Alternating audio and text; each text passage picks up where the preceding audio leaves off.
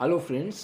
तो आज के इस वीडियो में हम बात करने वाले हैं ब्लैक फंगस के बारे में। उस ब्लैक फंगस के बारे में जिसे लेकर के कई प्रकार की जो है न्यूज़ स्प्रेड की जा रही है या कई तरह का र्यूमर्स सोशल मीडिया पर ट्रेंड कर रहा है या फिर उसको शेयर किया जा रहा है या फिर बहुत ज़्यादा फैलाया जा रहा है। और ये र्यूमर्स हैं कि अगर किसी को ब्लैक फंगस होता है तो ब्लैक फंगस के बाद में उसका जो है एक साइड का आई या एक साइड की आँख को निकाल दिया जाता है।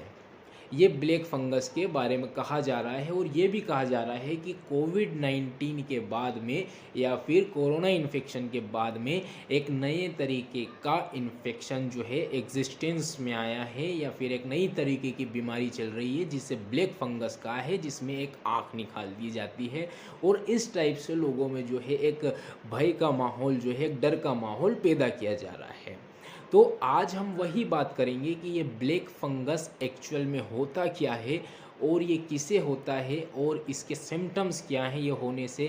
क्या क्या सिम्टम्स जो है एक पेशेंट्स की बॉडी में दिखते हैं, और अगर ये ब्लैक फंगस हो जाता है तो किस केस में आँख निकाली जाती है या आई को बॉडी से निकाल दिया जाता है या फिर इसका जो है वो ट्रीटमेंट क्या होगा। तो सबसे पहले हम बात करते हैं कि ये जो वर्ड है ब्लैक फंगस, ये किसके लिए यूज़ किया जाता है। तो एक प्रकार की डिसीज़ है या एक प्रकार की बीमारी है जिससे हम म्यूकर माइकोसिस कहते हैं, और उस म्यूकर माइकोसिस को पहले जाइगोमाइकोसिस कहा जाता था और उसी को आज जो है कॉमन लैंग्वेज में ब्लैक फंगस कहा जाता है। तो ये एक नॉर्मल सा एक अपॉर्चुनिस्टिक इन्फेक्शन है और एक नॉर्मल सा फंगल इन्फेक्शन है जो हम आम भाषा में कहते हैं एक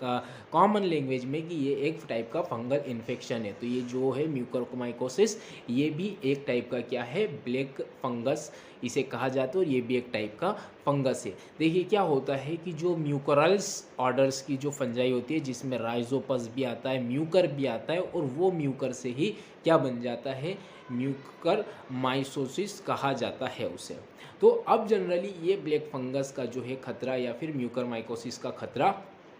किन टाइप के पेशेंट्स में ज़्यादा है। अभी तो जनरली ये कहा जा रहा है कि जो कोविड से रिकवर हुआ या तो उससे हो सकता है या जस्ट आफ्टर कोविड या फिर कोरोना का ट्रीटमेंट चल रहा है और ट्रीटमेंट से वो ठीक हुआ, थोड़ा सा रिकवर हुआ और उसके बाद उसको जो है ब्लैक फंगस हो जाएगा। तो आज हम इसी पे बात करेंगे कि किसको होता है, सिम्टम्स क्या क्या होंगे और कैसे इसे ट्रीट किया जा सकता है। तो देखिए ज़्यादा इसमें जो है घबराने वाली बात नहीं है या फिर किसी भी टाइप्स के र्यूमर्स पे या फिर न्यूज़ पे या फिर किसी भी जो ट्रेंडिंग में फेक न्यूज़ चल रही है उसके ऊपर भरोसा करने की जो है बिल्कुल या फिर उन पर ट्रस्ट या भरोसा करने की ज़रूरत नहीं है। तो सब अब बात करते हैं कि ये किन पेशेंट्स को होता है। तो देखिए जनरली क्या होता है कि जिन पेशेंट्स की या जिन पर्सन की या जिन लोगों की इम्यूनिटी या फिर इम्यून सिस्टम जो है बहुत ज़्यादा वीक हो या बहुत ज़्यादा कमज़ोर हो गया हो, मतलब उनकी रोग प्रतिरोधक क्षमता, रोगों से लड़ने की क्षमता जो है बहुत ज़्यादा कम हो गई हो, उन्हें इसके का जो है खतरा ब्लैक फंगस का सबसे ज़्यादा रहता है। और कोविड के बाद या कोरोना के बाद में ब्लैक फंगस होगा, उसका कारण यही है कि जब कोविड होता है या कोरोना होता है तो उसमें इम्यूनिटी बहुत ज़्यादा वीक हो जाती है, रोग प्रतिरोधक क्षमता बहुत ज़्यादा कम हो जाती है, और फिर लॉन्ग टर्म उसमें जो है स्टेरॉइड्स यूज़ होता है उसके ट्रीटमेंट में। तो वो स्टेरॉइड्स के लॉन्ग टर्म ट्रीटमेंट के बाद और फिर कोविड इन्फेक्शन के बाद में इम्यूनिटी बहुत ज़्यादा वीक हो जाती है, तो उस कंडीशन में ब्लैक फंगस का खतरा जो है ज़्यादा बढ़ जाता है। अब ये इम्यूनिटी वीक जो है HIV पेशेंट्स होते हैं, जो एड्स के पेशेंट्स होते हैं, उनमें भी इसका खतरा है। फिर उसके बाद में जिसे हम ल्यूकेमिया कहते हैं, जो एक ब्लड कैंसर है, उसमें भी इसका खतरा बढ़ जाता है। और साथ में जिसको डायबिटीज़ है लेकिन उसका जो कंट्रोल है डायबिटीज़ का वो बहुत ही पुअर है, मतलब बिल्कुल भी हो गया है और उसके ऊपर ध्यान नहीं दिया, तो उनका भी इम्यून सिस्टम वीक हो जाता है और उन्हें भी जो है ब्लैक फंगस का खतरा होता है। अब इसमें क्या होता है कि जो फंगस के स्पोर्स हैं वो साइनस के थ्रू जब हम सांस लेते हैं तो इनहेल हो जाते हैं साथ में, और साथ में वो इनहेल होने के बाद में एक अपना एक प्लेस क्रिएट कर लेते हैं। तो उससे क्या होता है, जगह बना लेने से, कि उनका इन्फेक्शन जो है ब्लैक फंगस धीरे धीरे धीरे धीरे इस एरिया में बहुत ज़्यादा बढ़ने लग जाता है। तो उससे क्या होगा कि जैसे वो नोज़ में हो गया है, नाक में हो गया है, तो बढ़ते बढ़ते धीरे से वो जो है आई वाले एरिया को कवर कर लेगा। तो उसमें क्या हो जाता है, आई वाले एरिया को कवर किया, उसके बाद फिर इसने धीरे से जो है ब्रेन वाले एरिया को कवर कर लेगा या फिर ट्रेकिया के थ्रू जो है लंग्स में ये चला जाएगा। तो इस टाइप से क्या होता है, और इसी तरीके से ये ब्रेन या फिर आई या फिर नेज़ल कैविटी या लंग्स को, फेफड़ों को पूरी तरीके से क्या कर देता है, इन्फेक्टेड कर देता है।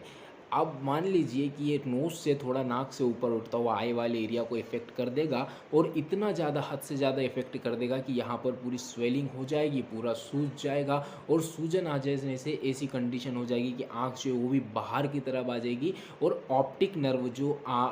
है हमारे विज़न हमको कुछ दिखाती है, वो नर्व डैमेज हो जाएगी, तो उससे ब्लाइंडनेस आ जाएगी और आँख बाहर की ओर आ जाएगी। तो इस कंडीशन में फिर क्या हुआ कि ब्लैक फंगस जो है क्रोनिक कंडीशन में पहुँच जाता है, और उसमें फिर आँख निकाली जाती है। तो ये इसकी स्टेज हुई। अब कभी क्या होता है कि इसको छोड़ कर के वो ब्रेन तक पहुंच गया, दिमाग में असर कर गया, तो कंडीशन ज़्यादा क्रिटिकल हो जाएगी, और उससे हम जो है मेनिंजाइटिस बोलेंगे। वो मेनिंजाइटिस हो जाता है, किसी वजह से होगा, वो भी एक ब्लैक फंगस की वजह से कुछ केसेस में हो जाएगा। तो इसमें ऐसा डरने की ज़रूरत नहीं है कि सभी को एकदम फैल रहा है। पहली बात, ये एक नॉन कॉन्टीजियस इन्फेक्शन है। नॉन कॉन्टीजियस इन्फेक्शन मतलब ये पर्सन टू पर्सन, एक से दूसरे को, दूसरे से तीसरे को, इस तरीके से ये जो है नहीं होता है।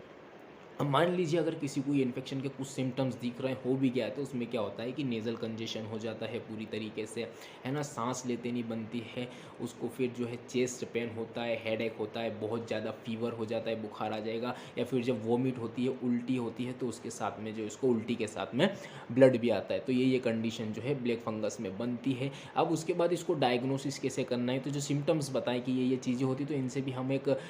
जो ENT डॉक्टर्स होते हैं, या फिर जो नाक कान गला रोग के विशेषज्ञ होते हैं, उनसे कंसल्ट करें, और फिर